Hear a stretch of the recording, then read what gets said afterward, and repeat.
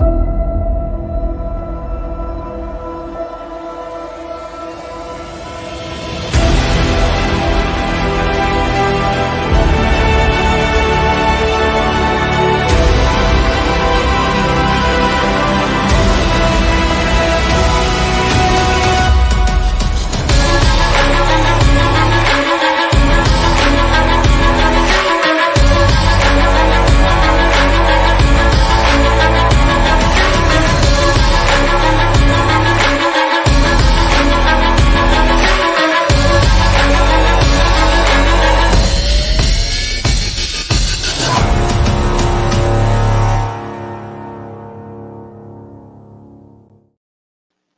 And once again, wow. All right, that was weird. A little laggy on my end. So once again, we're doing John Crump live. I'm live. There's no John Crump. John is still, well, he's actually working, but still not feeling great. So he's got stuff going on with work, but we're pressing along pretty hard. We got some great guests this week, and I am not going to make our guest wait any longer backstage. You've seen him here before, and he is with us again. Chris, how's it going, man? Doing good, brother. Doing good. I'm great. Good. Great to be back on, man. I appreciate it, man. Reaching back out, and you know, a lot going on in the country since last time we spoke, and a lot we got to do in the near future. And glad to be back to just speak what's going on, brother, and talk about it. Catch up. Great. So last time you were here, what were we talking about? Whew, boy. Last time we were here, what was going? It was what about? It was Trump was just, the whole situation with, man, because I know it was a court case. I'm not trying to put you on the spot. I'm just trying to refresh everybody. I'm trying to do the same myself, man. I guess I've been doing a lot running around lately. It's just been hectic in New York, man. I'm sorry. It's just been crazy here, man. So So pretty much, I think we were talking about you being red pilled. Yeah, definitely. We walk away with Brendan Struck. That's what that's and that whole situation. And, I have quite a few people that have been helping me out with also a grassroots group that I had since becoming red pilled that I started in New York called Conservative Republican Alliance of New York. And with them, it's just because I've told my story and with Brandon and got a lot of attention, a lot of people reaching out to me in the area who had similar stories. So there's a lot of people. Yeah, definitely. And I just seen that kind of movement kind of grow since, that beginning stages, especially with this second term we got with Biden and everything in office. And no, hold on, pump the brakes. There is no second term with Biden in office. I do not say, it feels like a second term. I'm sorry. I apologize. It feels like it's been 8 years of this freaking craziness, man. That's been going on. I'm sorry, guys. In New York, these 4 years have been like living in the HE double hockey sticks, man. It's horrible. It is the worst. So he's a horrible president. Ugh. You're going to run for Congress. Yes. And who are you running against? I'm with Jamal Bowman, District 16. As you guys know, with the fire alarm. That dude. Love that guy. Yeah. Love that guy. Can't read, can't write, was a principal of a high school, and now a congressman. Wow, what a coincidence. But didn't know what a fire alarm was, former principal of a high school. But as a principal of a high school, why would you know what a fire alarm looks like? You'd never have to tell somebody maybe at a younger age who's more naive what one looks like. I mean, never. Who knows, He's basically the male AOC. Yeah, he is a minute member of the squad, so he would not deny that if you said that to his face. Yeah. So he's running. He's pro Hamas. With legal alien situation going on, he is not against that. That's happening here in New York. So there's a lot of people here that are very upset and a lot of citizens here. And he is just pushing his socialist. That's why he actually has a primary candidate that the Democrats are running against him. That's a more moderate Democrat. They're going to be running against him. Yeah. Oh, there's no such thing. There's no such animal. Exactly. I totally agree. And I tell people all the time, it's about identity politics here. So it's the fact that, who he's with. It's not about what you know, but who you know and who he associates with. He's got a lot of voters that are just going to come Oh, out for sure, automatically for sure. without any I got a question. question. Do you know Larry Sharp? Larry Sharp. Why does that sound Larry so ran familiar? for governor twice on Ye- the Libertarian ticket. Libertarian ticket. Yeah. Yes. I liked his. He had some good posts for his Oh campaign. yeah. I enjoyed some of his Yeah. content. Yeah, I kept up with Larry. I'm still friends with him. Matter of fact, on Facebook. Yeah. Oh, okay. Yeah, Larry's a friend. We used to work at the same company together Oh, okay. All right. All right. Yeah. back in the day. You guys still stay in contact or? Yeah, like mostly text, just kind of. Yeah, that's how it is. When I say stay in contact nowadays, that's pretty much what it means. you know. So Uh, Larry got me my guest yesterday, which was Dexter Taylor, and he's a guy in Brooklyn, and he was building guns in his home, polymer 80s. I don't know how gun savvy you are. I mean, we're very gun centric here, and so is the audience. okay. But a polymer 80, you can buy like a Glock 19 or a Glock 17 kit and assemble it yourself. Now here in Florida, it's perfectly legal to do. I build all sorts of guns. Dexter Taylor, smart guy. I mean, he does cloud engineering like me. He was taking flying lessons. In fact, out at the same airport, I took flying lessons, Isla MacArthur on Oh, Long okay. Island, and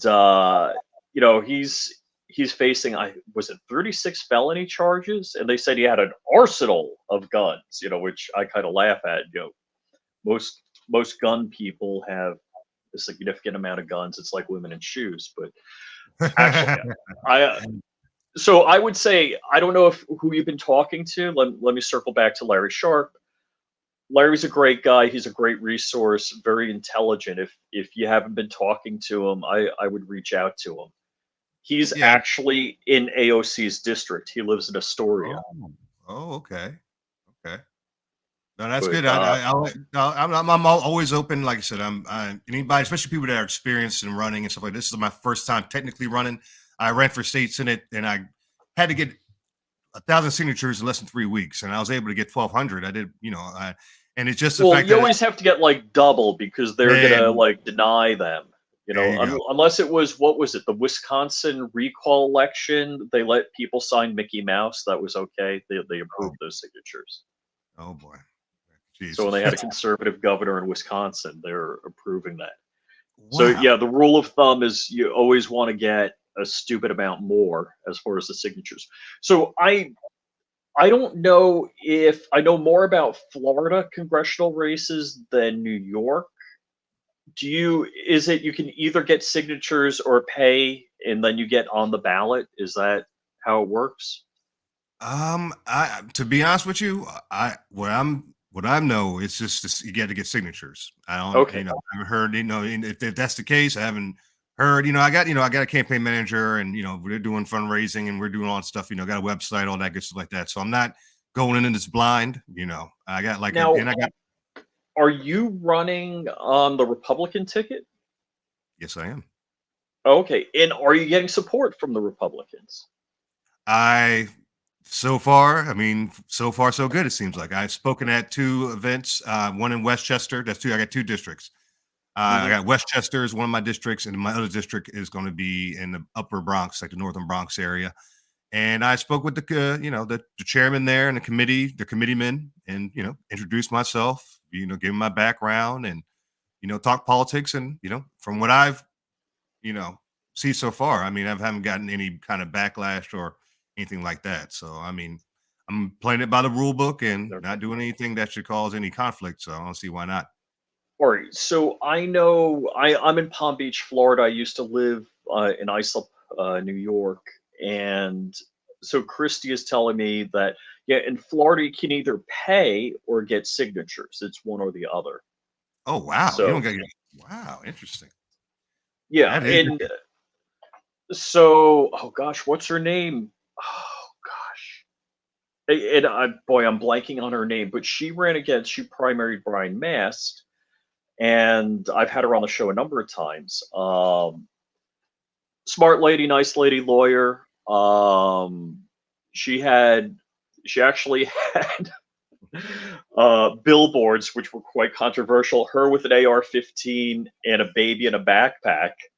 wow. So Brian Mast is my current Republican congressman, And Brian used to come by my tea party, and he's like, "Hey, Rich, I'm a gun guy. You want to go to the range with me?" I'm like, "Nah, I'm cool. I don't have to go to the range with you." Brian's a really nice guy, smart guy. He's former military. He was an EOD tech. He lost both his legs and I think a finger on one hand. Um, Brian got a wealthy Republican donor down here that was hoplophobic, and now he's against semi-automatic firearms. So I was like, "Whoa, dude! What's going on with that?" Yeah, how So that occur? Like, that's it's people pay, and you get your opinion changed. wow. So I've I've been involved politically, like locally with the Tea Party, nationally with Freedom Works. I don't, I know people there. I don't want to say I've been involved. Let me back away from that statement. But I gotta say, I did a. I just finished a contract at the end of October. I don't have any big bills to pay or anything like that, and I can coast for a while. And I looked at running against Brian Mast. Hmm. And all of a sudden, Christie was one of the people I reached out to talk to, and I talked to various Second Amendment organizations, and I got good feedback from these organizations. They're like, "Yeah, we'll support you. We'll, whether it's just an endorsement or monetarily, a lot of organizations were jumping in." Um, I got advice that you have to get like a campaign manager that handles fundraising, and because I hate to say it, the fundraising rules are crazy. Your campaign manager, are they like they've run other campaigns before? Yeah, he has. He's worked with Tina Forte in the past, and she ran here in Okay. New York, and he's worked with other candidates in Florida, and he's won even a couple, Oh, okay. campaigns Because in the past. realistically, the fundraising rules are so messed up, you're gonna be guilty of something. Like if they ever want to come after you, you're already guilty of something. You did something wrong. Yeah, it's very complicated. I've helped out candidates here in New York. I've Oh, okay. canvassed and knocked on doors, stuff like that. So I've seen and I've seen the GOP even come after its own candidates. Like I've Oh seen yeah. you learn the ins and outs, and you see like the nitty gritty. And it's like and that's why I knew not to run blind, and not Oh, just to okay. run and say, "Oh, I'm just going to run," just for the. And I get it when people do it. I see when people do it, and I respect it. And I was going to do it at one point. Like I said, I tried, and I made an attempt, and maybe God works in mysterious ways. Maybe He slowed me down a little bit. Like, okay, well, Right, right. I see And you. and I've been saying the problem with our government is that good people like you, like anybody in our audience, are not running. And so I don't want to say I dipped my toe in the pond, but I kind of explored running, and I got freaking scared. I mean, when you learned about what it took to run for Congress, did you go like, "Oh crap," or you're like, "All right, I'm gonna beat that," or what's? Yeah, that's a good no. That's a good question. Be honest with you, because it's like a mixture of a few things. Hmm. A part of it is I lost my dad in March. Army major Oh, veteran. I'm sorry, man. You know, no, that's okay, brother. Thank you, man. I appreciate it, man. And who we lost him to is like not to go too far much into detail, but he died from blood clots, and he took the vaccine shot, and I Hmm. was Hmm. protesting against that here in New York for Sure, the sure. whole COVID situation. I was doing sit-ins and everything like that. Just Right. Good for craziness. you. And we really went against it. So I just said, that inside of me, and just said, what, stand up and fight. Cause he's the one who made me, the reason I'm patriotic, I love my country in the first place, because, mainly because of him, Hmm. and him Hmm. coming home with armor fatigues on and everything like that. And, just always taught me to respect and love the country and love the commander in chief and respect that position. Even Hmm. if you don't agree with everything they stand for, Right. that's, you respect that as the highest ranked officer in the military. Yeah. So, I saw the Berlin Wall fall as a little boy, lived in Germany for 5 years, got to see the world as a kid, Oh, just all cool. these benefits as being an American, military brat, you know what I mean? And Yeah. so Yeah. I'm never going to be like, oh, I hate America and it's racist, Oh, white, black, right. man, and stop that, man. And he's a person that instilled in me to say, don't say I can't. And, you say you Hmm. can do anything in this country if you worked hard enough. And, so I live by that. And, so that's a big part of it. And also just what's going on in New York. I'm seeing the policies. I'm seeing just, even on the right, when they're, some Republican candidates, to me, they get in there and do what they got to do. But we need more America first, like MAGA candidates. You know, I mean, we got Trump. He's from New York, and I saw the whole stages of that. Him getting elected, me going to some Republican clubs at the time, and then saying no MAGA gear and all. And I'm like, what? This guy's from New York. What are you doing? Like, I was just like, and I'm like, I'm not a downhill Republican. This is my first time ever voting Republican, technically, in my life, was for this guy. You know what I mean? And yeah. So it's like I was just like, what is going on? I was just so confused by the whole process. And then I saw them, even when he started doing successful, they started coming a little, more coming around a little bit more, like some of them. But even now, it's like almost back to square one with some people here on the right, where they're like, oh no, you don't want Trump, And it's like, so it's like, he has to go through this whole process. And I just say, we need to get to more of we the people type of America, man. Because like, you mentioned earlier, like you want to run. I said, hey, man, keep going, keep trying, man. I know it's an uphill process. And trust me, I'm going through the same stages right now as we speak. I can't even act like I'm at the top of the hill and, you can be there. I'm working at it too, still this very moment. But we got to get out there, man. Your district is, has an incumbent Democrat congressman. Is it D plus what? What is your district? Okay, well, if you're talking about like my population, like the kind of I got like, for example, I got like Mount Vernon, Yonkers, and those are like areas where there's like high minority communities, and they got areas where there's like a lot of Jewish community as well. And the way I kind of want to approach the whole situation is what I want to talk is, like, for example, like this guy, Jamal Bowman, he's pro-Hamas. Everything in New York is going on right now. Seriously, I mean, he's a socialist. I mean, like I said, I mean, I can go on and on from there. But there's fights going on in the streets here with, Jewish people and Hamas, pro-Hamas, Pakistanians, and just not even Pakistanians, college kids that are not even they have a dog in the fight, no relatives or family there, or they're just was it Queers for Palestine or whatever, Queers for whatever, and it's just like they don't know, have no clue what they would do if Hamas took control, Queer for Hamas, and it's just like, you guys don't know what you're asking for, and so and this is what's going on. So there's a voice that needs that's not being heard right now from these people. And what I want to run on is like these people that are small business owners, are Jewish people in the community that are college professors who are getting threatened in their classroom. They can't leave because, these groups are, radicalized, yelling and screaming, threatening them. It's like, who would have thought in America that we'd be living like that's crazy. It's insane, man. And I never thought in my lifetime I'll see something like this happen. And it's literally, we were getting called Nazis not too long ago from being Trump supporters. So it's like, I look at actions more than words, and you guys' actions are looking more like Nazi behavior than our side. Well, I love that Ben Shapiro's getting called a Nazi. That's a good one. Where do we go? I mean, it's like they just throw whatever they just, like how the left works. They just throw whatever sticks. They're just going to say, or try to label you as whatever they can, and that's why I just feel like it's time for everyday Americans to stand up and get more involved in politics. Because we're dealing with a tyrannical government right now, a government that's using the judicial system as a weapon, as we are seeing right now. And when this case of this happening, our forefathers taught us what to do in these kind of situations. It was to get involved. That's why they had, back in the day, they had farmers running for office. And then after they were done 4 or 8 years terms, they didn't serve 30, 40 years. They went back and worked on the farm again, And that's kind of the mindset I think we need to get back into, is everyday Americans need to get involved again and need to get in office. So we can kind of, push these establishment types out and, get we the people involved. And, because we're dealing with a tyrannical government. We need, like I said, people ask me if we're heading to a civil war. I tell them all the time, we're already in a civil war. We're in a cold civil war. We're in a, mimetic war. So Christy says it's D plus 22 plus 20 or to 29. So you have like a real heavy battle, a heavy lift to deal with. Like I was looking at running down here, it's like R plus 6. So pretty much if you win the primary, you're going to win the general. So you have a very tough hole. And I started talking to people that I've known worked on other campaigns, and like the one guy I talked to, I nearly fell out of my chair. He's like, I know how to win.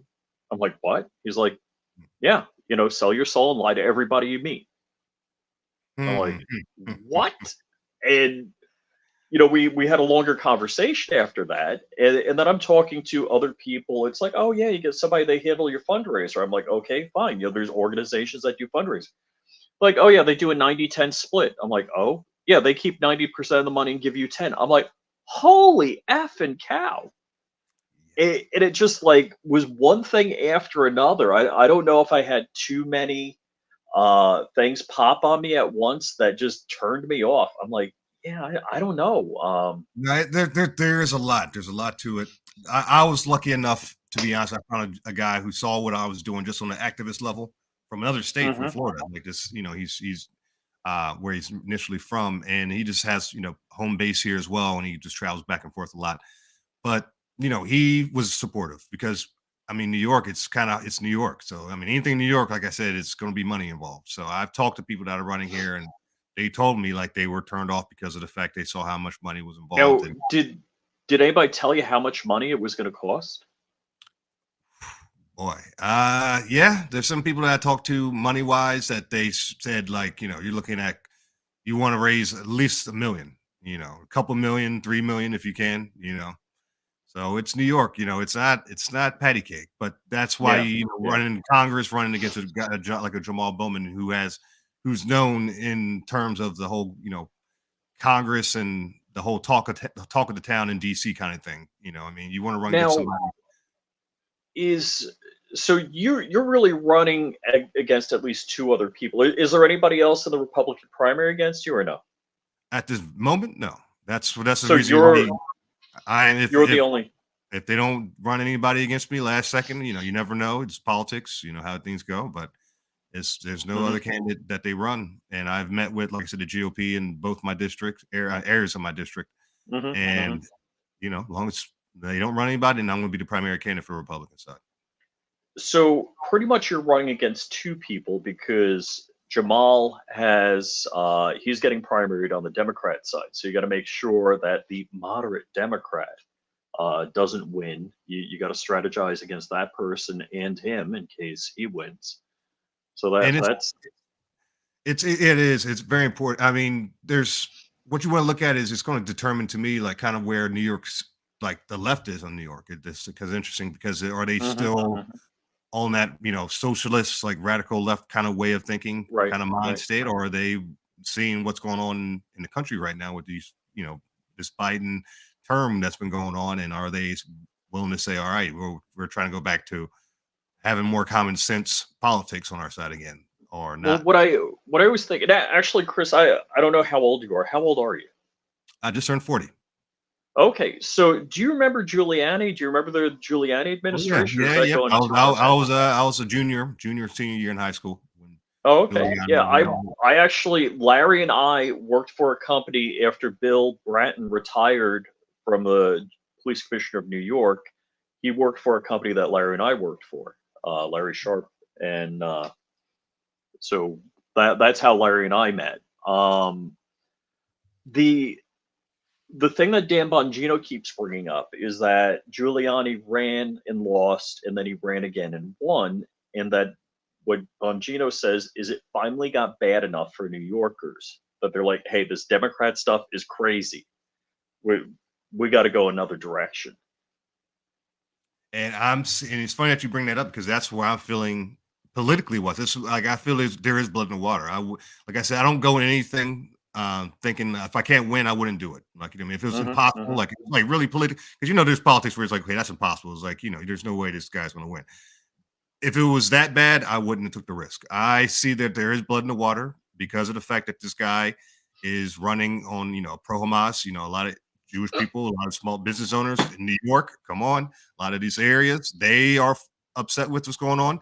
You see Oh yeah, what's going on with this illegal alien situation in New York. It's insane what's going on here in New York. It's bad in Texas in terms of they're seeing it face right there, coming right, right right. hot coming in, right at the border, and they are just sending it right to New York. So we are seeing it in droves in terms of they're coming off of busloads of them, and it's like Oh yeah, yeah. what's going on here? Like they're changing the city right here, like New York City of all places. It's not like this is like some middle of nowhere place we're living in here. So it's real, and people that live here, and especially in inner city areas, they are seeing what's going on because especially at Thanksgiving time, they were having legal aliens pass them in the food lines. So they were looking to get Thanksgiving turkeys and all that, and then illegal aliens had Oh yeah. already there. So there's a couple of major effed up stories with New York City. One is they're putting out veterans, homeless veterans to Mm-hmm. house these. World War II veterans, some of them. Oh my gosh! I mean, so the guy's got to be 100 years old. Yeah. They're guys in their 90s, in the early 100s. And one guy was 94, and he was about they were trying to rush him out. His daughter, thank goodness, was able to hurry up and get there and help him out. And Oh my gosh. he was they were interviewing him, and he was an older gentleman in his wheelchair, and he's talking, and he's saying, thank my daughter I'm glad she was able to come and get here in time, because I don't know what they were just going to put my stuff on the sidewalk. And I'm like, wow, man. And people, like I said, there's a lot of people noticing this. It's like I said, it's the media always portrays it well, it's a quick little issue, move on, okay, don't worry about that. But people that are living here, they're seeing it. And they're buying out entire hotels and housing these illegal Rockefeller aliens. Hotel, the famous Rockefeller Hotel everybody knows about. They are literally renting it out like a Section 8 building, where there's all the floors are rented out to illegal aliens, and nobody's allowed. If you're a citizen, you're not allowed to go in there. You can't get a hotel room there right now. Nothing. I watch, like, on Instagram, Brooklyn Patriot, and I see stuff he posts, and I see people showing these hotels, and they have, like, security in front of the hotel. So if you try to walk in, they won't let you in. No. Like, hey, you can't film here. You can't, No, you cannot film there. You can't do. They're giving these illegal aliens debit cards now, so they have money to spend with debit cards. They give them job opportunities. It's like I said, like a friend of mine, like we spoke about it. We did a Twitter space where and a friend of mine, Derek Gibson, he's run for office here in New York and stuff like that. And he's a black gentleman, and we always joke about how back in the past, okay, we don't want reparations, but now it's kind of like reparations is now like a conversation that can be had, because you always say, hey, reparations, say you won't have the money to do that. Why even bring that up? But if you guys can bring a whole, the world pretty much just anybody in the world can come here right now, comes over here illegally. They can have a debit card, they can have a job, they can have a place to stay, and they can have better housing than citizens of this country. Right. And they're saying, I forget what it is, but during Biden's term in office, the number of people that have come across the border it's greater than the population of the state of Montana. It's just crazy stuff. It's insane. It's over 7 million people, they said. I mean, it's just greater than 3 or 4 states or something like that. I heard today or something, and I knew it was going to be bad when it was finally said and done, and they said, "Oh, he's going to be president." I'm like, "Oh boy." But I just said, I'm not. I just, and maybe the audience has heard me say this before. My mother was fresh off the boat from Germany, and she spoke fluent German, fluent English, and basically my family was like, "You're an American now, and you speak English." I was never taught German. I wish I was, but it's like, no, you're an American. That's it. You speak English. Period. Done. Look at those were the immigrants of the time. There's nothing wrong with immigration. America's been one of the reasons America's been built the way it's been built, because of legal immigrants coming to this country. But if you if you learn history, your history, you study those immigrants who came across this country. I mean, there's been movies about this stuff, in the past like that. If you actually look into it, when the immigrants a lot of them before they even came here, like you said, they knew English. Because they were, and some didn't even know if they're going to ever set foot in America. They were just hoping. So, my mother grew up in World War II Germany, and she's like, "Why are we learning English? We're fighting the British." That's interesting. I didn't even thought about that. That's interesting. Yeah. See how that works, and so that's the American dream that they wanted. And so when immigrants came here, it was like, hey, they literally immigrated into being an American citizen. So that was like a process. It was part of a culture, and we understood that. And you have no idea how proud my mother was to be an American when she got her citizenship. I wasn't born yet, but she would tell me about it and how proud and how she had to study and know the American political system and the presidents, and more so, I would say my mother knew more about our country than most of, other parents that, were multi-generational here. Hey, see how that works? And I mean, I Yeah. look at I mean, I tell people all the time. I mean, I'm a history buff. I love history. I love the reason I had a sixth grade history teacher, Mr. Keegan. I always say his name. He's a very animated teacher, and he got you, really into learning about Hmm. history. Hmm. And I've been a fan since. But when I graduated high school, it was Nesta Souza who really educated me on history of Another the New Yorker. parties of this country. Yeah, exactly. And that's it. But a legal immigrant though that came here Hmm. himself, Hmm. and he had to educate me in my own country more than I knew, and I'm a history buff. So Oh yeah. that just Yeah. shows you, like, just the love that the world and that's why I even see like what's everything happening right now, like this fact that we're just kind of like almost just bending over, letting this happen to us country over there, and it's insane what's happening. And the world is watching, and I see the world, like people in the world are like, America, what are you doing? Like like had the utmost respect for us in a way, and they're seeing us just crumble and this, you know. But to me, it's Biden is barely capable of governing right now to make him barely speak. I It, honestly it think, really it's terrifying to me. I would say and with no disrespect to you, if you said, if you, Vivek Ramaswamy, if Elizabeth Warren, if they all said the same words, I'm the most qualified person in the country to be president, I'd be like, yeah, you think too high of yourself. Biden said that. I'm like, yow, yow. How about somebody that doesn't get out of breath going up the short stairs on Air Force One? How about that? right? How about that? Step one, no pun intended. And I I, mean, this is seriously, it's guy. I tell people all the time, like not to even speak about the election too much because people already know where I stand on that whole situation. But I tell, but this guy's the most popular president in U.S. history. This guy, he's more popular than JFK. Don't forget that. We can't forget that. And I'm like, give me a break, man. And but I honestly, it's just what we're getting to me is Obama unfiltered. It's what I call it. He's the one who's really in charge behind the scenes, behind the curtain, I feel. And along with, of course, some other establishment types. It's not just him, but I yeah. watching him as president feels like Obama's president again. Just Oh this yeah. Yeah. years. So what a lot of people are saying about this is how the Obama presidency should have been. And this was Obama's plan, but he got too into being popular that he didn't want to execute this plan. Yeah, see, it's And funny you that's say why that. they're doing it now.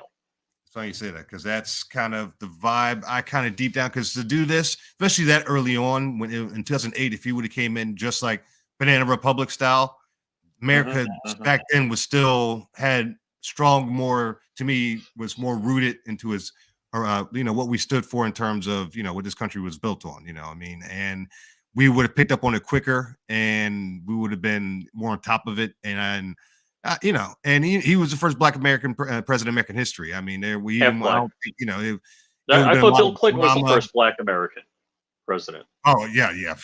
Look at the birth certificate, right? If people want to say Trump is the one who wants to bring, oh, Trump's a racist, but I'm like, Hillary's the one who's initially brought that up. By the way, if you research people, That's so funny. People forget the origin of that. The mm-hmm. stink is sticking to Trump on that, but Hillary Clinton was the one that brought that up because I she remember wanted to because win hey, over him. I was a Obama supporter back then. I was still a Democrat. I was still young, naive, Democrat, and I supported Wow. Obama. So when she said that, I was like, how dare you? This is a Black man that ran for So I was in that yes we can stage, and so I remember. So when they tried to in the mainstream media, of course, mainly try to stick it with on top of Trump's a racist. I'm like, Hillary said that first, and people like look at me like I'm Hmm. crazy. But that Hmm. just showed me quickly how the power of the media and how they push that narrative. When they want to push a narrative, they go all the way in with it. And if you don't agree with what they're pushing, you are the nut job. You're the racist. You're the Nazi. You're the white supremacist. You're the xenophobe. You're the anti-Semitic. You're whatever they try to label you Yeah, as. it's amazing the labels. I always want to do an argument where I say, hey, can I concede just to being a Nazi, a racist, a bigot, a homophobe? Let's just get that off the table. Now let's talk the facts. There, that's my I and in the streets in Manhattan, I've been there, and I go when I'm in that heated, go on a rant, and I got the bullhorn, and they walking by and they're, hey, throwing, they're ready to call me whatever. I just help them. I say, call me whatever label, call me whatever you want to call me, as xenophobe, whatever. Say it. Let's get out the way. Now let's talk about the real situation here. Let's get to the point. Because your labels mean nothing to me. You know what I mean? Because I grew up in a generation, like I said, I'm a millennial technically, but I always say no. If you look at you really research, I was born in '83, so I'm a zennial. I'm right next to Gen X. I'm right there. So I'm graduating high school in '83. Yeah, I was born in '83. So, so look at how that works. You know what I mean? But I grew up. I tell the last real strong breath of America. You know what I mean? Where there was no internet really when I was a kid growing up. We rode bikes. I used to see with my friends where there were no cell phones. I would look for the yard where all the bikes parked. My daughter's 21 and she wrote something and she's like, yeah, like 50 years ago when there was no social media. I'm like, 50 years ago, 25 years ago, there was no social media. There was no internet. What are you talking about? Yeah, exactly. I remember the day the internet came out. Because my dad being military, he always would say to me, even before the internet, he would say, you learn in the military. He said, we get technology, we get access to technology 10 years. Oh yeah, well it was DARPANET before. Mm-hmm. Yeah, there you go. So you knew the deal, and he would tell me that. And I remember the day the internet came out, he took us to the public library, and he said, "We're going to send you. We got to show you guys the internet." And we're like, "The internet?" He's like, "Yeah, you got your email address." I remember that. Oh yeah. I was like, an email address? That we got a regular address. What's the email address? He's like, "Don't worry about it. It's the future. You'll understand."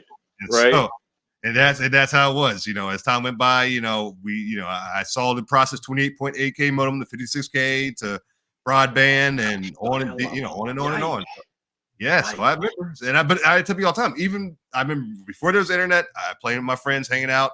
When there was internet, it was so slow and bad that you didn't stay on it all day long. You took forever to download a picture, so you played around and like, okay, that's kind of cool. Let me go outside again. So even by the time it got fast, I was like pretty much like a young adult by that time. So Chris, I want to circle back to you and your campaign. What is your campaign? What are you running on? What are you going to make happen? What are your priorities? Oh yeah, definitely. One of my, like I said, I mentioned already the being against the pro-Hamas situation like that, and just stand up for the Jewish community because they're a big community here in New York, and they need to be anybody who's a citizen and deserves to live. So I got two things to say to the Jewish community, and my wife is Jewish; she's converted to Christianity. But one, I think Israel needs to get off the U.S. tit. They need to not take money from us. And two, I don't care what they do; that's their business. So and what I stand, and the reason that people, if you see my content on my social media and everything like that, I haven't been going to any anti-Hamas fighting against Israel, Hamas, not because I haven't made a stand. I already say what side I stand on in terms of the two groups, but at the end of the day, what's going on is in their country. That's not on. It's not happening in America. When the Twin Towers got taken down, nobody was like, "Hey, that's enough." Afghanistan, 20 years, really? You got it. Nobody was telling us what to do. I don't know why we have to tell Israel what to do. You're concerned about your security. You take care of the problem. Enjoy. Yeah, I agree, and that's where I stand on it as well.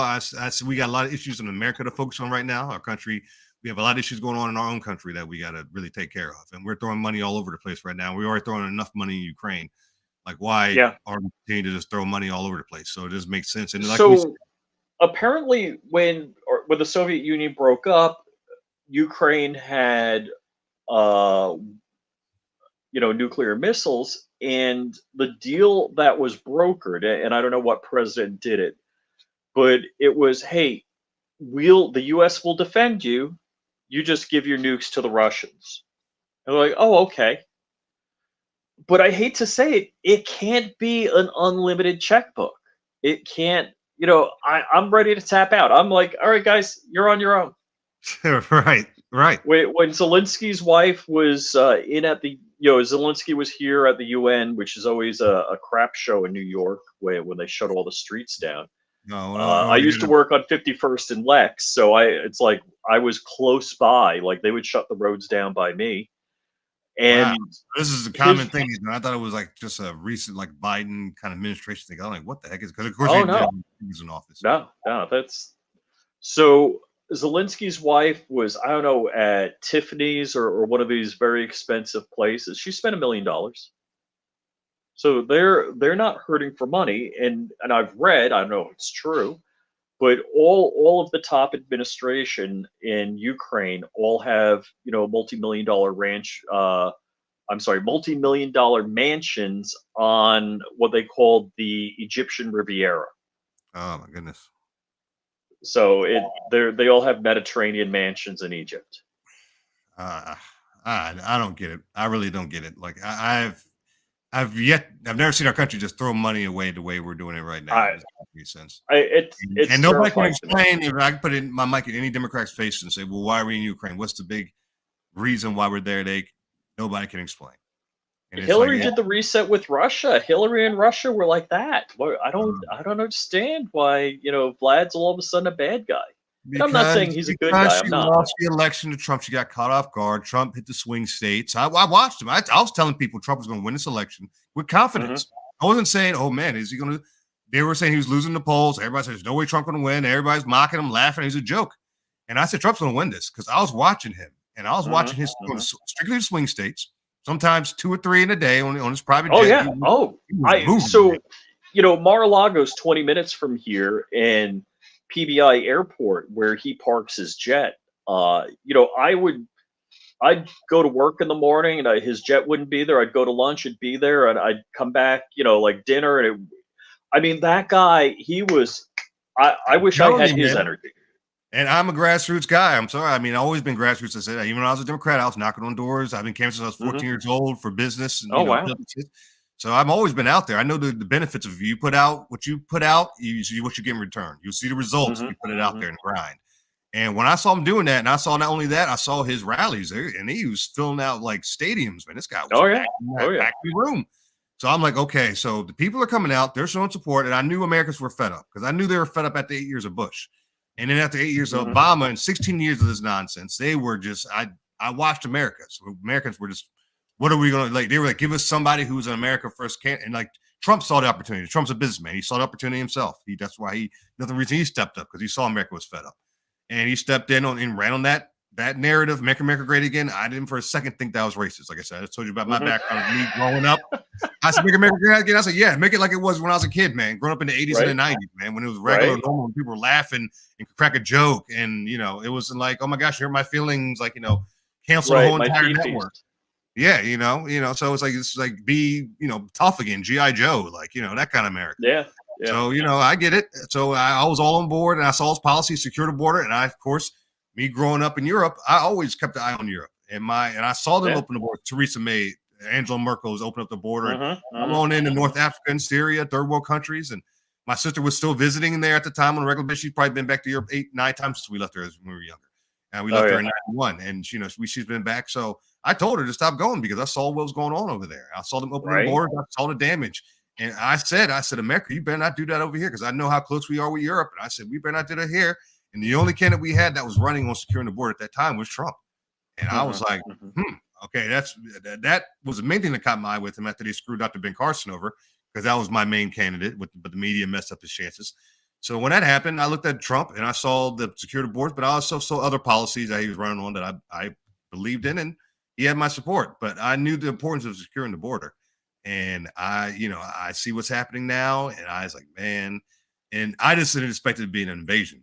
Is what I didn't expect this to be. I didn't expect it to be so. And I gotta say, so the two people I liked Ben Carson. I didn't think he had the personality for the president. I mean, he brilliant man, not that I don't know, but I got the impression that he was the real deal. He was an honest, decent guy. That was my impression of him. Oh gosh, who was the? Oh God, he passed. He died of COVID. Herman Cain. Beat him with a cane. Love that. That's in 2012. And see that, and I tell people all the time, there's a 3-strike rule I had with my because in 2012, I was the first time I was ready to vote Republican. Because I had a little buffering. But in 2012 was the first time I was going to vote Republican. Because at the second term of Obama, I started to see my issues with him and his behind the curtain kind of movement, him being very pro like LGBTQ with transgenders and the bath. Mm-hmm, That was mm-hmm, funny and stuff. So I was like, I was looking at the Republican Party, and I'm glad I had strong parents, like my dad being military, my mom being politically sound. When she registered me to vote, she said, you vote for the better candidate. mm-hmm. As time went by, I could see she was a Democrat, but it wasn't like she implemented me. You had to be a Democrat. Right, right. So when 2012 came around and I started looking at the Republican Party, I said, I'll give him a chance. So it wasn't like I was this huge hill that I had to get over.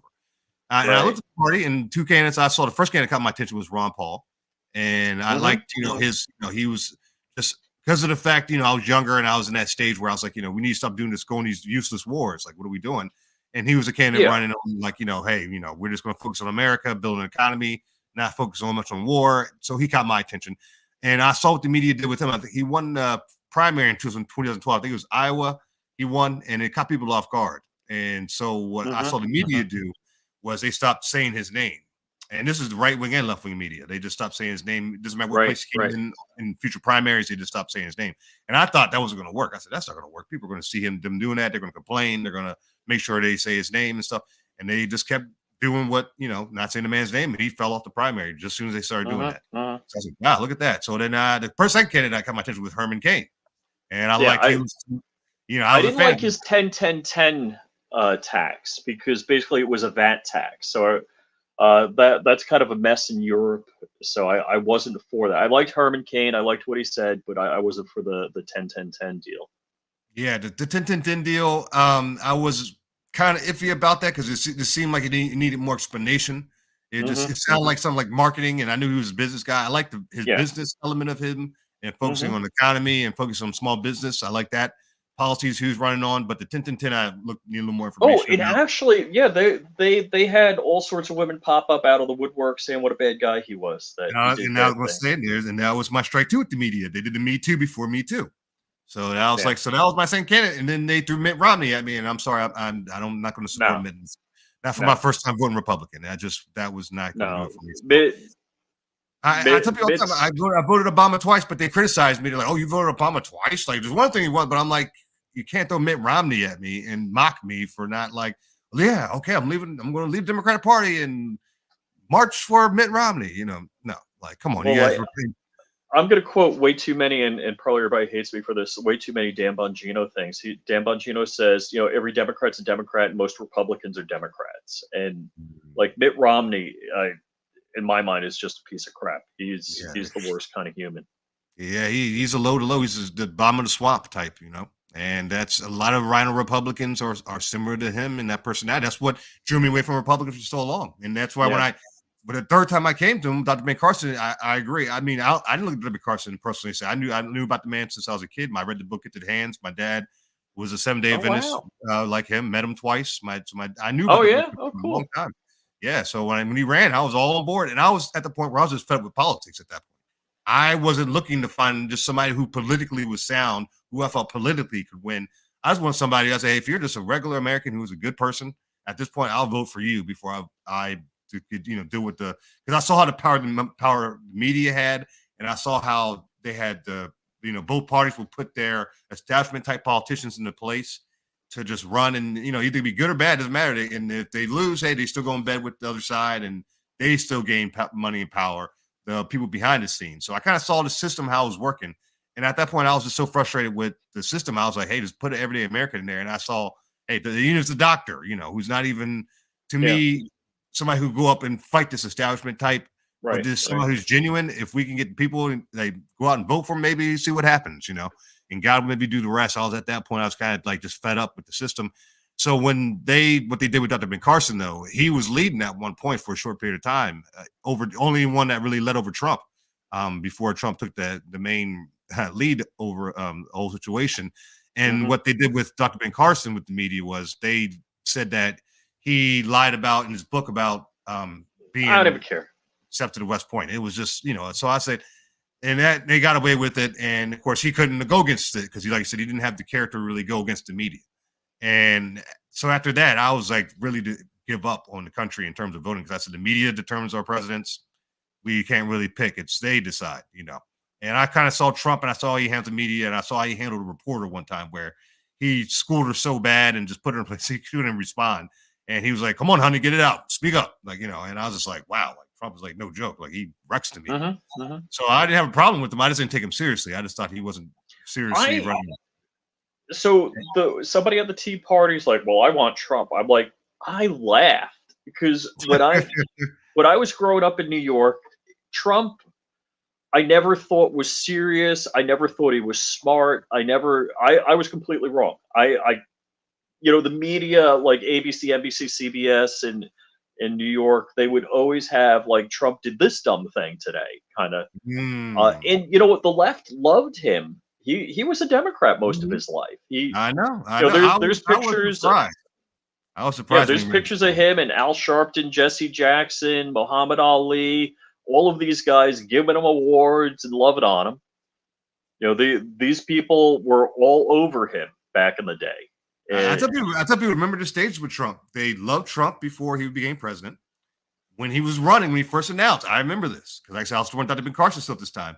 They mocked him. They just laughed like, "Oh, Trump, please. Don't take Trump seriously. Trump is just whatever." The moment he became the Republican primary candidate, that's when I started hearing people calling him Hitler. And I was just like, whoa. I was like, what? I was like, are you guys really going to act? I was looking at me like, but that's why I say TDS is real. Trump derangement syndrome is real disorder. Yeah, it's real. You can't mock somebody. I'm like, I tell people all the time, if this guy was really Hitler, wouldn't you guys be warning the American public the moment he was coming down that staircase? Like he was halfway down the staircase. The media should have stepped up and said, whoa, that guy's Hitler. That's Hitler. I can't believe just in Judaism. I know actually I did wedding photography in New York, and so I know a lot of Yiddish words and stuff like that, and I know the kosher rules. One of the rules in the kosher rules is not to do anything that would look bad. Like it may be legit what you're doing, but you shouldn't do it because somebody may perceive it as though you're doing the wrong thing and it's looking bad. And what they're doing to Trump with all of the prosecutions against him, it just makes us look like a banana republic. Whether it's right or wrong, and I believe they're wrong, it's just you're stepping in that dog crap, and that stink is going to stick to you. I just think it's a really bad look. It's a bad mistake for our government to be chasing after him like that. It's like, hey, let the people decide. Let us vote. What they should have done, and I was telling them this when it was happening, and I was saying this like even like not so much prior to the 2020 election. But I was saying, like, talking to people, I was like, man, just let Trump win by a landslide and let him get 4 years. And that 4 years would go by so quickly. Like I said, it would have been almost up by now. And Trump would be almost at the door. And they'd be panicking, flipping, screaming, whatever now.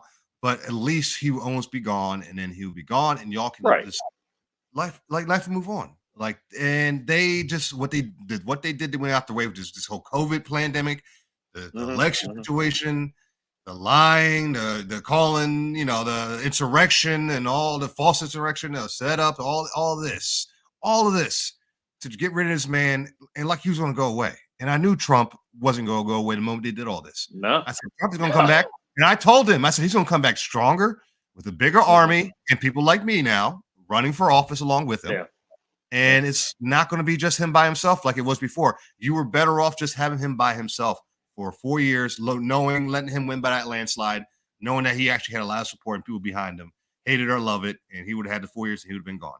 But now, I think whether it's real or not, and I believe it's real, the trust that is lost, the erosion of trust in the American people and government. I mean, now it was a rumor. Prior to Trump, the concept of the deep state was just conspiracy theory rumor. They've proven it to be true. They've. My quote I like to use is I say Trump has went to the Oval Office and he lifted up the filthy carpet and showed people underneath. Because before Trump, I was a tinfoil hat wearing conspiracy. My close friends who knew me will come to me and say, "Chris, what do you think about what happened to JFK?" And like, really, what happened? I'm like, "You want to know the truth?" And I'm like, "All right," and I'll give him the little CIA background and go through the whole watching Infowars. Alex Jones, I was familiar with him. And I remember Alex Jones is right. The frogs are gay. That's right. I would not. I look. I'm not. People will go after you if you say. So he's one of those people. Those names you bring up, people think at you like you're a nut. You should be throwing a padded room if you bring up his name in a positive way. I will say this, man. I followed him for a minute, and I don't watch him that much as I used to. But for when I look back and see even things that I even thought at the time were like nuts. There's a lot of things that he was even accurate on with that stuff. If of all of the statements that I would That throw a was the one dart at a I always thought, dartboard, that I'm would like, be no. true. No, that The was the one frogs I are thought. turning gay. That's Yeah. true.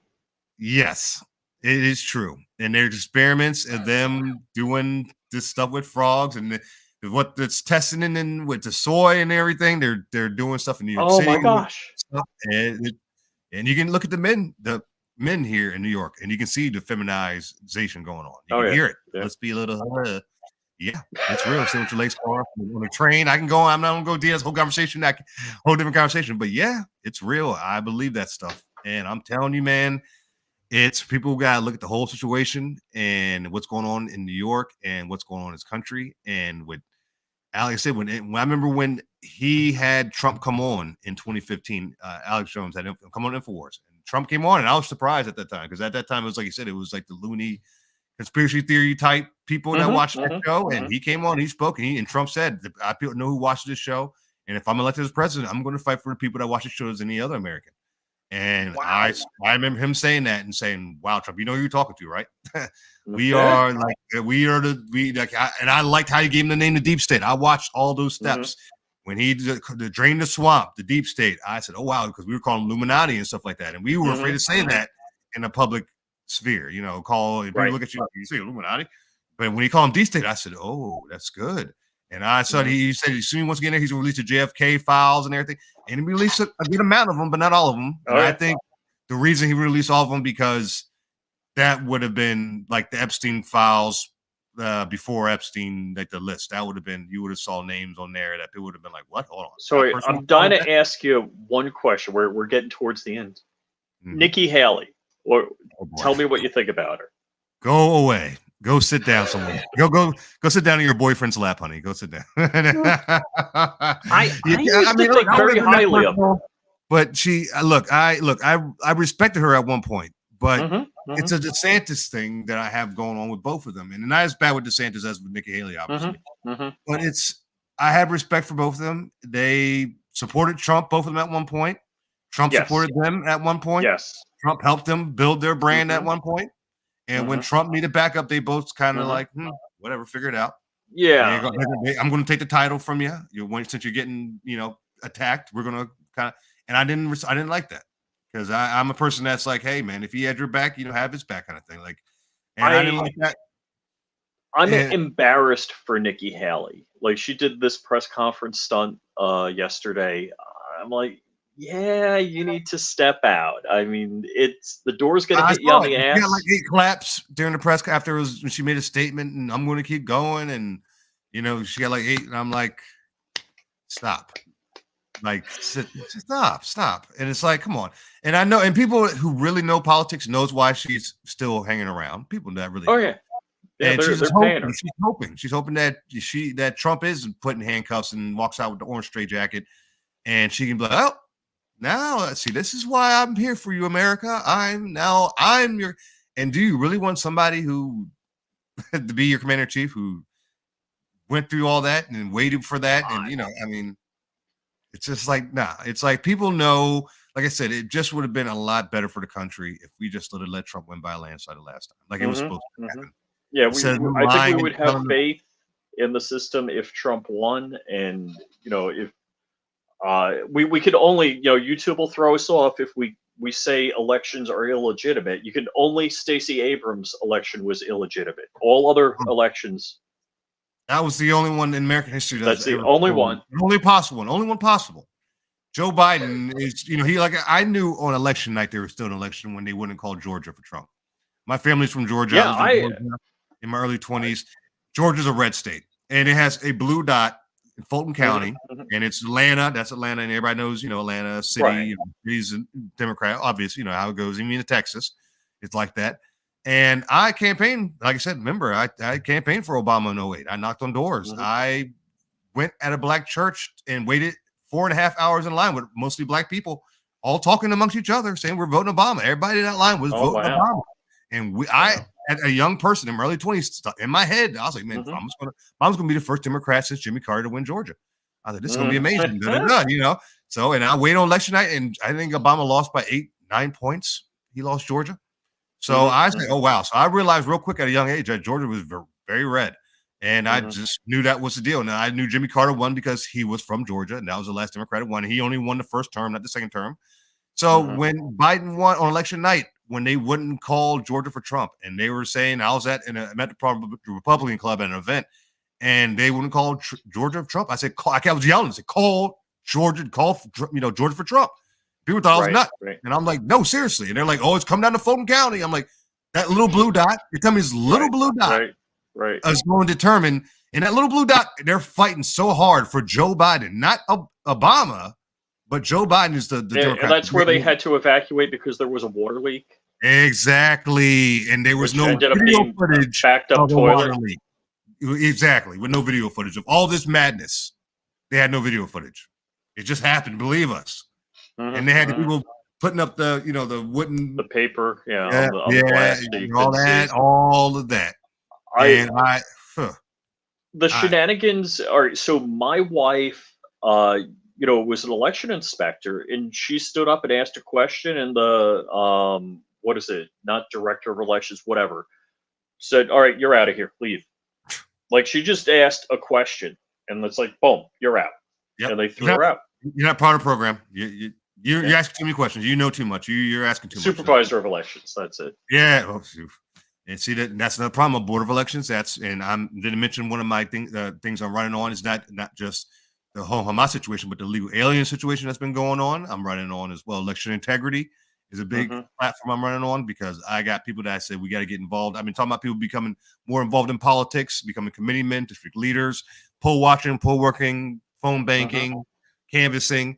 But that's a big part of it as well, is if you become a committeeman and you get more involved in these local politics kind of level, you can get involved in the Board of Elections, and these people that are the ones who determine, they do the counting of the of votes and stuff like that. And, and we got to get in these positions because, these people that are in there now, they're, establishment types, a lot of them. And they got, a lot of times where you're supposed to have Republicans in the Board of Elections in these positions, and they've got Democrats who register as Republicans to get that position because they know nobody's watching. There's nobody getting involved, so they can play these kind of filthy political games. So that's why I tell people all the time it's so important for everyday Americans to get more involved. And that's the way this country was built. Our forefathers built the government for the people. That's where people keep forgetting that. They think, oh, you got to be in a suit and tie and sound like a robot and sound political and and have a lawyer system and a legal system. But that's how they got us corrupt. And that's why they got a tyrannical government now taking over, because we sat back and forgot what this country was built on and how we were built.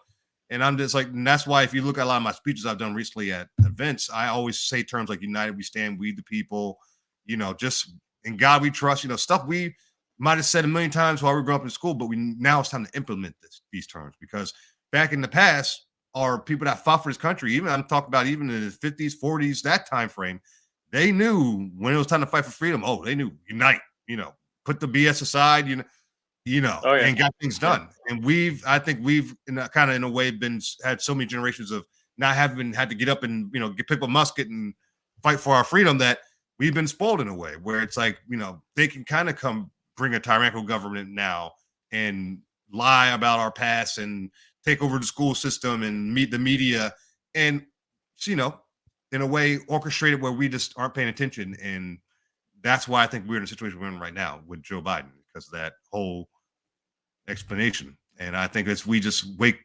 sleeping giant up, as we've heard in the past, and this is kind of a lousy thing to say. I hope it's finally bad enough. I hope it's finally bad enough that people in your district say, hey, we need a Republican. We need somebody to reel in the spending, to cut the taxes, to secure our border, to make America great again.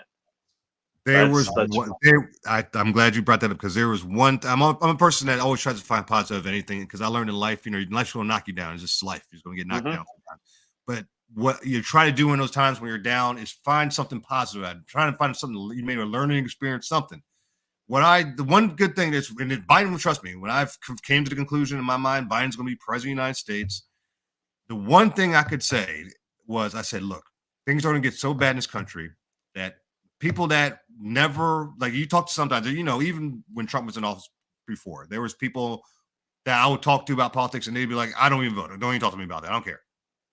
And they were just, I'm like, those people I didn't even talk to. Like, I'll talk to people that were like on the left, on the right, whatever. I'll talk to you all day about politics. But if you were just like, I don't care, I don't vote, I was like, all right, I'll just leave you alone. I said, when Biden became president, I said, even those people are going to be aware about what's politics, and are going to be, in a way, woken up. And I thought deep down, maybe that sleeping giant in a way is those Americans that are just citizens who weren't even involved in politics, who thought, I don't care about politics, doesn't matter who I vote for, it's all going to be the same.